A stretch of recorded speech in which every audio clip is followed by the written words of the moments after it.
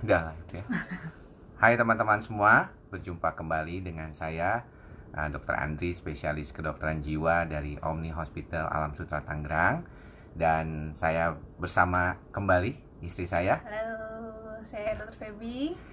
Oke, kali ini mungkin seperti janji-janji kami sebelumnya, kalau di setiap hari Minggu di jam 11, sekitar jam 11, kami akan live di YouTube channel saya Andri Psikosomatik, di Facebook Feby Runtulalo, di IG Andri Psikosomatik, dan acara ini juga direkam di Anchor, di podcast saya Psikosomatik Dr. Andri. Jadi nanti setelah acara ini, buat teman-teman yang mungkin nggak kebagian live-nya bisa nonton di YouTube, bisa nonton di Facebook-nya Feby, juga selama 24 jam mungkin di IG story-nya Andri Psikosomatik. Tapi obrolan kita ini nanti juga direkam di Anchor sebagai podcast.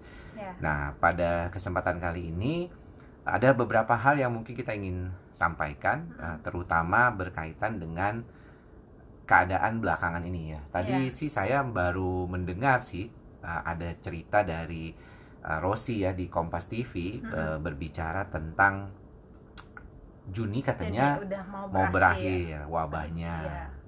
Semoga ya. Semoga ya, kita berharap bersama. Tetapi di situ dikatakan juga ada new life yang harus diadaptasi ya. Mungkin nanti pada kesempatan yang berikutnya saya juga akan berbicara ya tentang itu buat teman-teman. Bagaimana nih kita new life ya terkait dengan apa yang akan kita jalani ke depannya. Tapi untuk saat ini saya ada beberapa hal yang mungkin kita mau bicarakan sama Feby terkait dengan bekerja. Ya, bekerja. Nah, mengapa kami tadi sempat bicarakan hal ini juga sebelumnya, yaitu karena kemarin-kemarin ini kan kita tahu bahwa bukan kemarin-kemarin ya, masih dalam 8 minggu ke depan ini ya. Kayaknya 8 minggu terakhir, itu kan kita kerja di rumah. Banyak kerja di rumah, kemudian juga buat orang tua juga punya tugas bareng untuk ngajarin anaknya. Kita tahu bahwa ternyata suami istri itu ya ada di rumah bersama-sama saat ini. Dan kalau kita lihat mereka saling bekerja sama untuk mengurus anak juga. Kemudian juga istrinya jadi tahu suaminya ngapain aja selama ini. Kemudian si suami juga jadi tahu nih kerjaan istri, karena kan tidak kerja ke kantor ya, tetapi di rumah gitu, work from home. Tapi yang menarik sebenarnya pekerjaan yang dilakukan oleh masing-masing pihak di dalam rumah tangga ini seringkali menjadi sesuatu hal yang kalau saya lihat ada beberapa kali kita ketemu dengan orang yang mungkin lebih baik dia bekerja aja deh di luar rumah, suaminya, tapi istrinya di rumah sebagai ibu rumah tangga. Ada juga yang kepinginnya itu dua-duanya bekerja ya, terutama kalau saya lihat tuh pasangan muda ya, kayaknya tuh belum bekerja karena mereka belum punya anak, ada juga, atau mungkin masih memerlukan tambahan dana untuk kehidupannya sehari-hari. Nah, untuk itu saya kebetulan istri saya bekerja, dan mungkin kita akan mewawancarai Feby bagaimana memutuskan untuk tetap bekerja setelah bahkan punya anak gitu ya. Karena banyak kalau kita lihat ada orang-orang yang tidak menggunakan waktunya itu untuk bekerja di luar rumah, tapi menjadi full time housewife atau menjadi seorang ibu rumah tangga full di rumah. Nah, apa yang membuat keputusan itu tentunya ini memang tiap orang berbeda. Kami juga merasa bahwa di sini kita hanya ingin sharing apa yang kami alami dalam kehidupan kami sehari-hari. Jadi bukan mau ngajarin teman-teman juga ya, Feby ya. Jadi kita hanya ingin sharing lah. Kebetulan kita mencoba untuk mendapatkan insight ya. Mudah-mudahan teman-teman yang di sini juga bisa memberikan sedikit banyak komentar. Nanti mungkin kita akan bacakan komentarnya. Kalau misalnya teman-teman ini bekerja sebagai seorang perempuan, bekerja di luar rumah juga, walaupun saat ini WFH ya, dan apa yang menjadi keputusan teman-teman untuk bekerja. Nah, aku mau tanya nih ke kamu, Say. Apa yang waktu itu memutuskan untuk tetap bekerja setelah menikah? Karena kalau orang setelah menikah sih mungkin biasa lah, Tapi nanti mungkin kamu akan lanjutkan mengapa kamu tetap juga bekerja setelah punya anak gitu. Iya. Kalau kita dulu, teman-teman, sekali lagi saya bilangin, saya setuju dengan apa yang suami saya bilang tadi. Jadi ini kita just sharing ya, apa yang kita alami, apa yang menjadi pemikiran kita, dan mudah-mudahan mungkin juga bisa menjadi insight baru juga untuk teman-teman sekalian gitu ya. Nah, kalau kita memang dari awal sebelum nikah kan udah merencanakan kan, kalau misalnya sebelum punya anak, udah punya anak pun ya mungkin kita akan tetap bekerja. Karena saya waktu itu juga dokter umum ya, kamu udah dokter spesialis, bahkan waktu itu berencana untuk saya ngambil spesialis kan waktu itu ya. Jadi memang tidak ada kepikiran untuk saya itu menjadi full time mother di rumah, ya kayaknya. Jadi setelah menikah saya tetap bekerja, waktu masih bekerja di rumah sakit swasta, awalnya sebagai dokter di fungsional gitu ya, ketemu pasien. Nah, setelah mempunyai anak, pertama kali kita langsung punya anak kembar kan ya. Nah, waktu itu memang nggak ada kepikiran juga untuk berhenti bekerja, jadi saya tetap melanjutkan bekerja. Cuman waktu itu memang jadinya di struktural, nggak di fungsional lagi gitu ya. Atasan saya baik banget waktu itu. Jadi nah, karena waktu itu aku ingat banget, kita itu masih punya babysitter yang waktu itu kita percaya ya. Jadi yang memang nemenin saya dari sejak sebelum si kembar ini lahir. Begitu kembar ini lahir, masih di ruang perina gitu, berapa minggu dia sama saya berdua ngasuh. Jadi kita bisa lihat ya, hati suster ini baik gitu, dan dia sayang sama anak-anak saya. Kita bisa percaya gitu, karena kalau kita memang nggak ada keluarga dekat yang bisa, maksudnya yang bisa untuk ngawasin anak-anak kita. Karena ada beberapa teman kan yang misalnya menitipkannya ke opa dan omanya, kemudian juga atau yang ke saudaranya gitu ya. Atau beberapa yang memang tidak bisa, akhirnya juga menitipkannya ke ini ya, ke daycare gitu.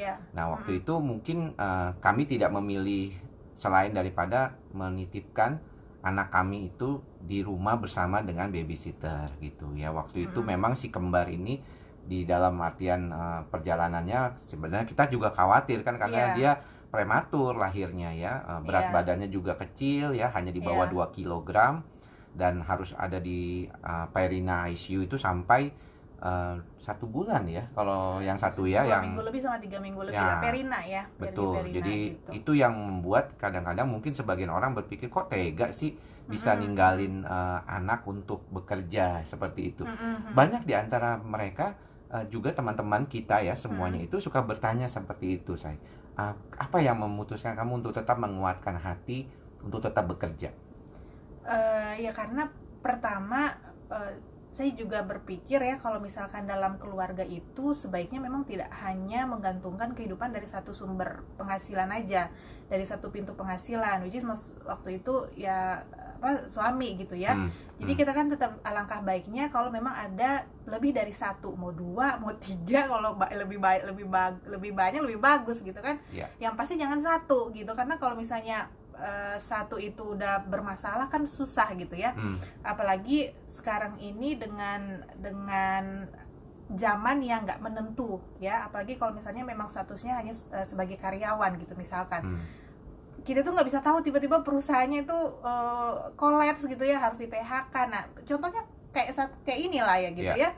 Kebayang kalau misalnya memang satu keluarga yang hanya bergantung dari satu sumber penghasilan dari sebagai karyawan gitu ya, dan kemudian dia tiba-tiba harus dipotong 50% aja udah ngap-ngapan gitu, apalagi kalau misalnya sampai harus di PHK. Jadi itu sih yang kami nggak mau seperti itu. Jadi kami juga berpikir ya tetaplah harus ada lebih dari satu pintu penghasilan gitu, apalagi waktu awal-awal itu kan ya memang belum terlalu banyak gitu ya, masih ya cukup lah gitu. Tapi ya belum terlalu banyak lebihnya gitu. Nah, ada hal yang menarik mungkin yang sering menjadi pertanyaan begitu ya, beberapa teman gitu. Salah satunya nih ada Ibu Rini Subekti nih, makasih Ibu Rini ya. Beliau bertanya nih, setelah menikah kerja itu karena kebutuhan. Ya, tadi kita sudah sebut tuh kebutuhan satu. Dan sayang dong, udah sekolah tinggi-tinggi, di ilmunya diinin juga. Nah, waktu itu saya sempat berpikir juga demikian ya, bahwa ketika saya sama istri saya ini kan beda 6 tahun kami, istri saya ini adik kelas saya ya. Kemudian saya waktu tingkat 6, dia tingkat 1 di FKUI waktu itu. Setelah kita ketemunya sendiri sih sebenarnya waktu saya masih pendidikan kedokteran jiwa ya, waktu mau jadi residen. Mau jadi psikiater gitu. Dan saya melihat memang saya yang berpikir bahwa sayang juga ya kalau misalnya tidak bekerja begitu. Kalau misalnya udah sekolah tinggi-tinggi kok nggak bekerja. Tapi kalau misalnya dari sisimu sendiri gitu ya, melihat teman-teman dan juga orang-orang di sekeliling yang mungkin waktu itu kan semuanya bekerja gitu ya. Apakah mereka punya alasan beda-beda, saya? Maksud saya ingin menanyakan pada istri saya itu, kan satu kelompok teman-teman itu banyak yang perempuan juga dong di kantor itu ya. Waktu kerja di rumah sakit ya. Iya. Nah, ada alasan laki-laki juga. Ya, tentunya ada. Tapi alasan yang perempuan ini tetap bekerja gimana? Apalagi kalau mereka yang dua-duanya bekerja kan? Iya, jadi kebanyakan itu mereka alasannya pasti satu ya kebutuhan gitu ya. Kemudian yang kedua memang ada orang yang nggak bisa diam gitu di rumah gitu. Ada juga yang seperti itu gitu.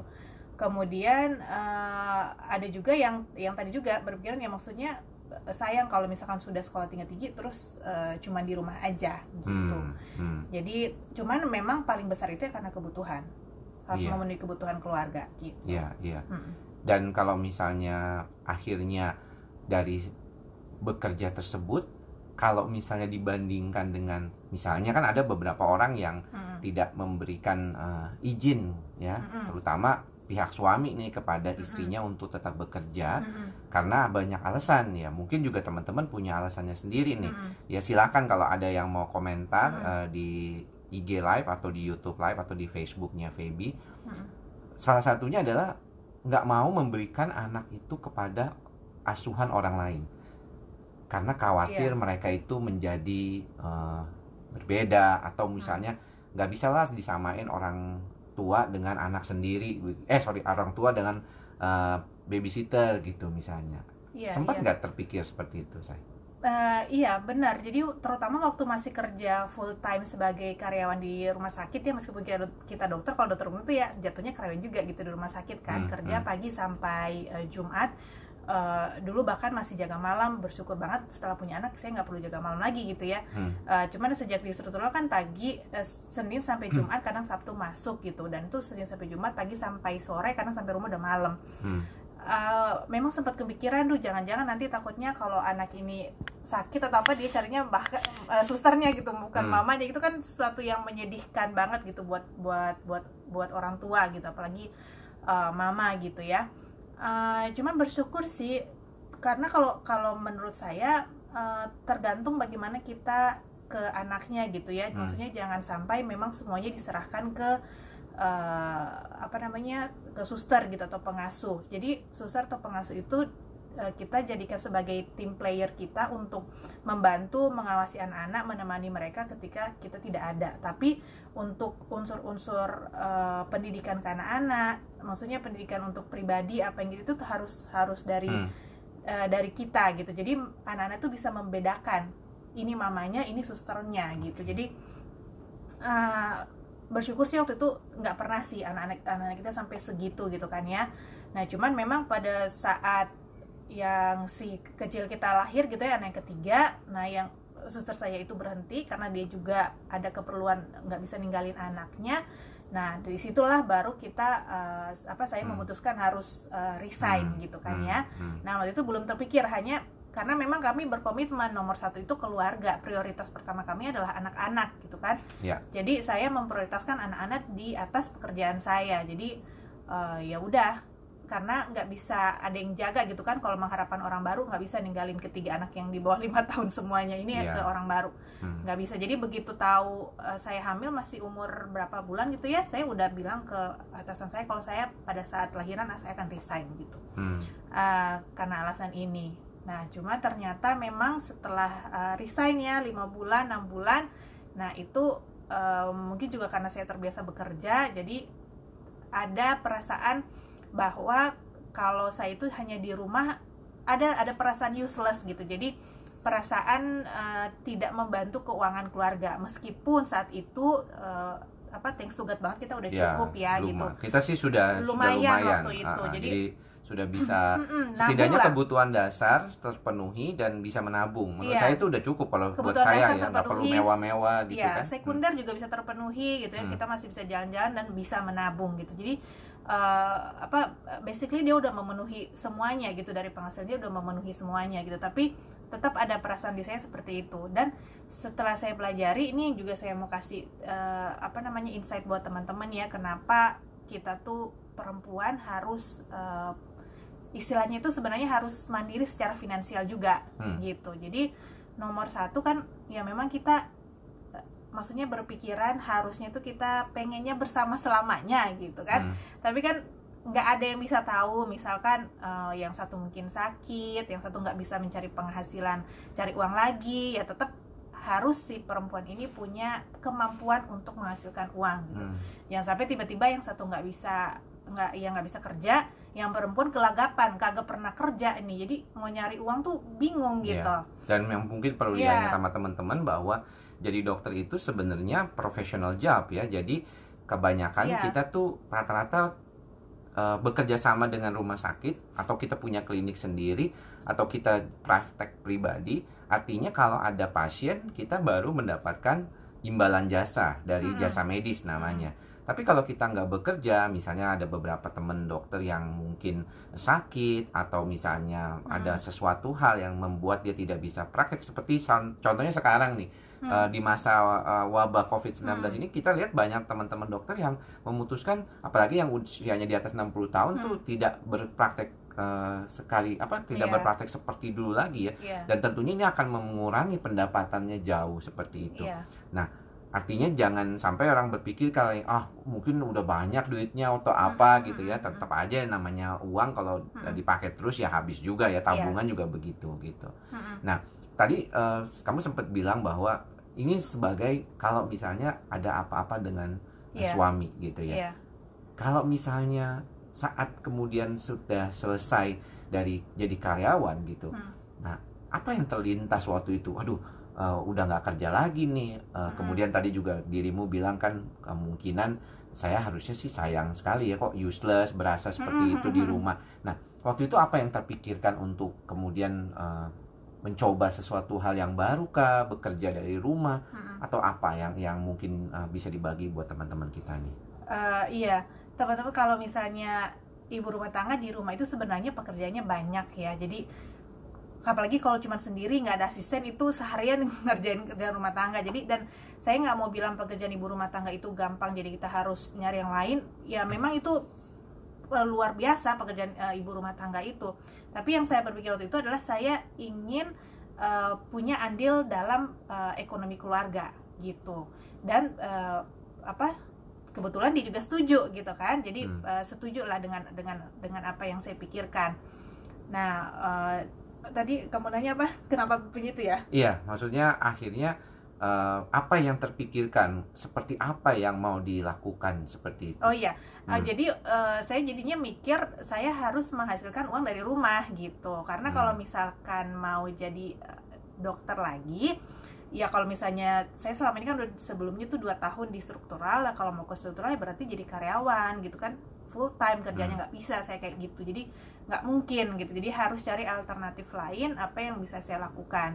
Dan saya sih waktu itu memang nggak berpaku saya dokter harus jadi kerjaannya yang kayak dokter gitu, karena apa yang bisa saya lakukan dari rumah ya harusnya bisa, karena kalau menurut saya ya sekarang saya nggak bisa tapi saya bisa belajar gitu maksudnya gitu. Jadi apa yang bisa lakukan dari rumah. Jadi waktu itu kita memutusin untuk saya berpikir dulu, berarti harus jualan dong gitu. Yang kepikiran nih jualan online gitu kan, yang bisa dilakuin dari rumah, dan juga modalnya kecil gitu. Jadi kepikirannya waktu itu saat itu, dan mulai mencari apa yang bisa saya jual lewat online gitu. Oke. Nah, Pak Dharma Setiawan di YouTube channel saya, Andri Psikosomatik, mengatakan, hebat Dokter Andri dan istri, satu visi, semoga langgeng selamanya. Thank you, Pak. Nah, ini juga yang tadi saya ingin jelaskan juga gitu. Saya sebagai suami memberikan izin untuk istri bekerja. Salah satunya pemikirannya tadi, betul apa yang dikatakan oleh Feby, bahwa saya berharap bahwa istri itu juga punya sesuatu kemampuan menjadi backup gitu ya. Jadi istilahnya kalau saya pernah baca buku dari Stephen Covey yang Seven Habits of Highly Effective Family ya. Jadi kan Stephen Covey ini terkenal sekali dengan bukunya Seven Habits of Highly Effective People gitu ya. Nah, di dalam buku yang membahas tentang keluarga itu, suami dan istri itu diumpamakan seperti pilot dan co-pilot. Jadi dia harus punya kalau misalnya nih contohnya pilot ini lagi dalam menerbangkan pesawat terbang kemudian mengalami serangan jantung, maka mau nggak mau dia harus ada backup. Itulah mengapa ada co-pilot gitu ya. Nggak ada tuh misalnya kecuali misalnya dia pesawat latih ya untuk mesin tunggal. Tapi kalau misalnya jet yang seperti kita suka naik gitu, Boeing ataupun Airbus, selalu ada pilot dan co-pilot. Dan co-pilot ini punya kemampuan yang sama, bahkan biasanya betul untuk menerbangkan pesawat. Dan kalau misalnya ada sesuatu hal, dia juga tahu, dia ada manual yang dia bisa baca gitu ya. Jadi booknya itu ada sesuatu yang berkaitan dengan bagaimana dia menghandle problem kalau si pilotnya ini mengalami masalah. Jadi saya juga selalu mengumpamakan kehidupan kami itu seperti itu ya, bahwa di dalam menjalankan, kalau istilahnya dulu tuh bahtera rumah tangga gitu kan, bahtera rumah tangga kan berarti pesawat gitu ya. Nah, kapal. Kalau saya udah deh kita pesawat terbang nih gitu ya. Ada pilot dan co-pilot dan saya harus saling mendukung. Kita punya pikiran, visi yang sama. Jadi artinya kalau si pilot dan co-pilot itu yang satu kepengen ke Singapura, yang satu kepengen ke Malaysia kan jadi nggak benar juga gitu.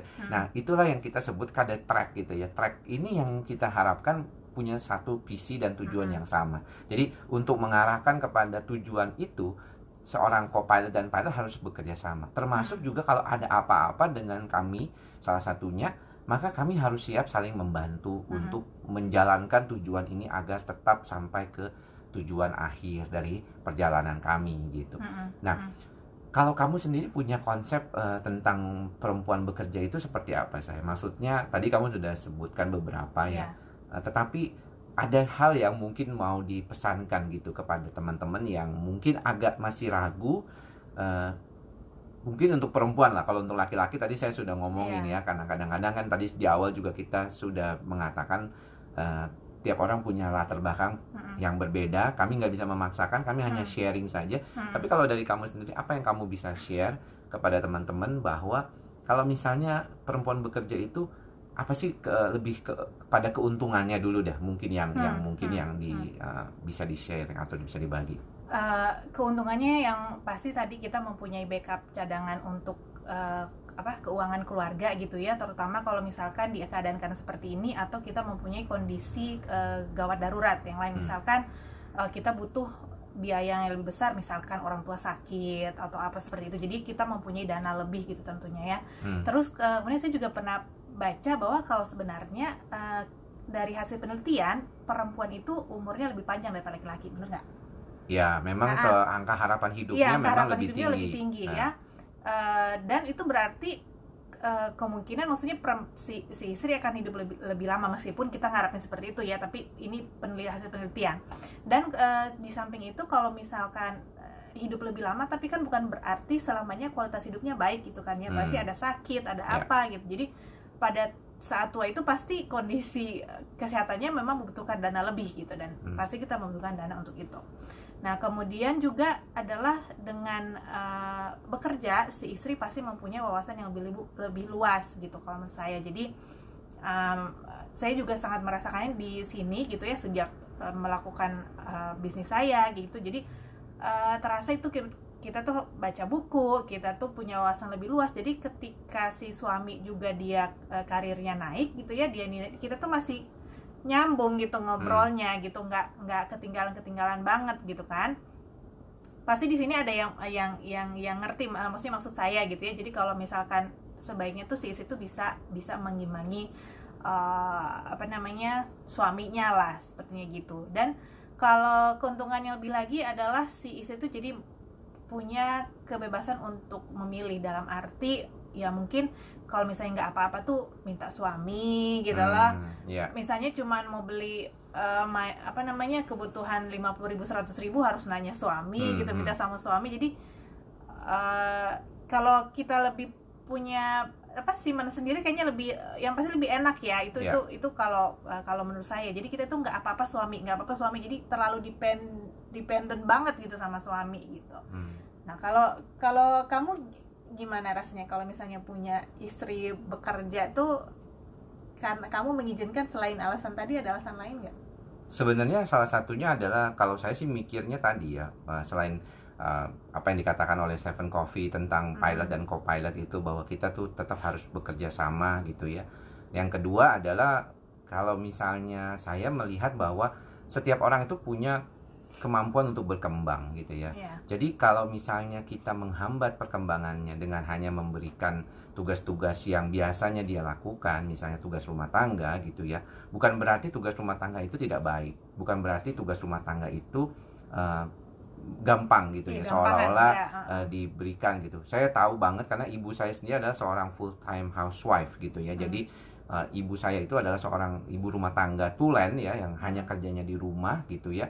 Dan kalau saya melihat memang ada beberapa hal yang mungkin hilang ya ketika udah mulai tua, anak-anak keluar rumah agak sulit mungkin beliau, karena pergaulannya agak kurang gitu. Itu yang membuat ada beberapa kerugian kalau misalnya dia tidak pernah bekerja atau dia tidak pernah punya pergaulan di luar gitu ya. Dan satu lagi memang yang tadi kembali ke pengembangan diri, saya lihat memang kalau misalnya orang itu punya kemampuan dan dia bisa membantu orang lain, walaupun mungkin ada beberapa teman yang bilang, loh kan dia bisa membantu anaknya juga gitu di rumah gitu ya. Tapi saya lihat banyak di antara kita juga melihat keluarga yang bapak ibunya bekerja, ya anaknya tetap baik-baik saja gitu ya. Malah kalau yang di rumah terus ada juga yang nggak baik-baik aja. Jadi sebenarnya tergantung dari bagaimana pola kita mengatur. Dan tentunya saya nggak bisa bilang, karena masalah parenting atau masalah pengasuhan anak itu adalah salah satu yang paling sangat sulit dan tricky. Ya, nggak ada tuh ajaran untuk menjadi orang tua yang baik gitu ya. Ada Ajaran bukunya, baku gitu. ajaran bakunya tuh, waduh susah sekali. Kenapa? Karena memang nggak mudah. Ya, setiap anak beda-beda. Kami punya anak kembar aja, yang satu sama yang lainnya beda gitu ya, karakternya sangat beda. Dan ini yang membuat kita merasakan bahwa kita perlu bekerja sama, dan salah satunya memang mendukung. Mungkin saya kadang-kadang juga merasakan kok, istri bekerja kalau misalnya dia waktu dia masih bolak-balik ke rumah sakit gitu ya. Waduh, kok pulang masih harus mengerjakan pekerjaan di rumah gitu ya. Makanya saya cukup seneng ketika akhirnya berhenti bekerja dan memilih bekerja di rumah gitu. Jadi bekerja di rumah buat saya itu lebih membuat saya merasa, oh ya, anak selalu ada gitu. Apalagi sekarang dengan kemajuan teknologi, kalau bisnis meeting bisa pakai online gitu ya. Sekali-sekali keluar ya, kita bisa misalnya ada acara di hari Sabtu atau di hari Minggu. Tapi kan saya juga kadang-kadang memberikan seminar di Sabtu Minggu. Jadi sebenarnya yang tadi kompromi lah, bahwa kalau misalnya istri pergi untuk mendapatkan sesuatu, akan saya dukung ya. Karena apa? Saya juga merasakan sih, kalau saya di rumah aja juga bosen. Bosen saya di rumah aja gitu ya. Jadi istri bekerja, saya kira dengan era saat ini saya nggak bisa samain misalnya dengan mama saya aja dulu full time housewife, nggak apa-apa kok gitu, anaknya baik-baik aja semuanya jadi tapi kita nggak bisa bilang begitu ya. Menurut saya kita perlu melihat apakah itu anak ataupun si istri ini, sehingga kami seringkali berdiskusi gitu ya, seringkali bertanya, gimana menurut kamu, apakah ini cocok apa enggak gitu. Aku kan suka nanya kayak gitu kan, kamu kayak pengennya apa gitu. Jadi kita juga, mungkin saya bilang, kebiasaan saya memang sehari-hari mendengarkan pasien. Disitulah makanya kenapa kami saat ada ketemu ngobrol begini di IG Live atau di YouTube Live, saya yang ngomong sama pasien, ngomong sama teman-teman lah, bukan pasien gitu ya. Tapi kalau misalnya berkaitan dengan ketika saya bertemu dengan pasien, pastinya saya mendengarkan dan mencoba mencari cara jalan yang mana lebih baik. Itu juga yang kita harapkan terjadi di rumah tangga kita gitu. Jadi kita berupaya untuk kompromi, terus memberikan masukan-masukan, dan kita tidak selalu berada pada posisi yang selalu bisa pas ya. Ada saatnya di mana anak misalnya sakit, kemudian juga dulu waktu anak sakit juga kan bingung sekali ya, kalau misalnya kita kerja sebagai karyawan, di satu pihak saya nggak bisa nunggalin, kalau dua-duanya karyawan gitu ya. Kalau yang satu gimana nih, sampai ada beberapa minta surat izin sakit. Ingat banget saya jadi dokter dulu tuh, anak yang sakit, ibunya yang minta izin sakit ya. Walaupun itu nggak boleh kan di dalam kita nggak bisa memberikan izin karena anaknya sakit gitu. Kalau saya sih butuh jadi dokter umum ya, nggak bisa begitu. Ya, benar banget. Kalau yang pasti kita tuh mau menyampaikan kalau istri bekerja itu memang mempunyai banyak kelebihan. Yang pasti si istri juga dalam artian ya dia bekerja tapi tetap harus tahu diri, tahu perannya gitu ya sebagai istri, sebagai ibu rumah tangga. Ya memang ya itulah, buat perempuan-perempuan itu nggak gampang karena memang harus ngatur rumah tangga, ngurus anak, ngurus suami, bekerja gitu. Nah, tapi ketika kita bisa menjalankan itu semua, saya yakin kita akan menjadi perempuan yang lebih tangguh gitu. Jadi nah itu dia, satu lagi adalah meskipun kita juga bekerja, dengan suami juga bekerja, tetap harus menghargai suami gitu ya. Apalagi kalau misalkan kalau saat ini sih ya, kalau kita sih masih suami yang pegang peranan gitu untuk ekonomi. Tapi kalau misalkan ada kasus mungkin istrinya lebih banyak nih penghasilannya gitu daripada suami gitu kan. Nah, itu tetap agak susah tuh. Ya, tetap buat laki-laki yang kita kan tetap aja ada ego kan misalnya. Iya, tetap sebagai itu harus menganggap memang ya kepala rumah tangga adalah suami gitu. Nggak ya mungkin ini topiknya agak inilah ya, tapi itu yang saya mau sampaikan. Kalau istri bekerja pun dia punya penghasilan lebih banyak dari suaminya pun gitu ya, tetap harus menghormati suami, dan intinya adalah komunikasi berdua gitu ya. Karena kadang-kadang saya juga suka bilang ke dia sih, ingetin aku ya kalau misalkan udah kebanyakan pegang handphone gitu. Jadi ingatin, jadi bilang kamu udah ini nih, anak-anak ini dulu. Nah, oke gitu. Jadi komunikasi lah gitu, saling mengingatkan juga gitu. Oke. Gitu sih. Saya kira kita sudah berbicara cukup banyak. Saya kira 30 menit supaya teman-teman juga bisa mendapatkan manfaat tanpa merasa bosan ya dengan apa yang kami bicarakan. Mudah-mudahan nanti di lain kesempatan kita berdua bisa berbicara banyak hal lagi terkait dengan kondisi kehidupan saat ini, dan mudah-mudahan selalu dalam keadaan sehat-sehat semuanya. Teman-teman semua, saya dan saya Dr. Feby mengucapkan terima kasih ya buat teman-teman. Selamat menjalankan ibadah puasa. Buat teman-teman yang saat ini sedang menjalankan ibadah puasa, mudah-mudahan ibadah puasanya diterima dan kita tetap sehat, karena daya tahan tubuhnya kita perlu ya, karena masih dalam kondisi yang sulit seperti sekarang ini. Mudah-mudahan apa yang kami sampaikan berdua bisa bermanfaat ya. Oke, thank you ya semuanya ya yang sudah hadir di YouTube channel saya Andri Psikosomatik, di IG Andri Psikosomatik, dan teman-teman di Facebook Andri Facebook Feby, kebanyakan ininya ya. Facebook Feby Pentulalo ya. Dan kita ini kebetulan juga direkam di Anchor, di podcast saya nantinya akan ditayangkan juga. Thank you semuanya. Sampai bertemu lagi di lain kesempatan. Bye bye. Salam sehat jiwa. Dah.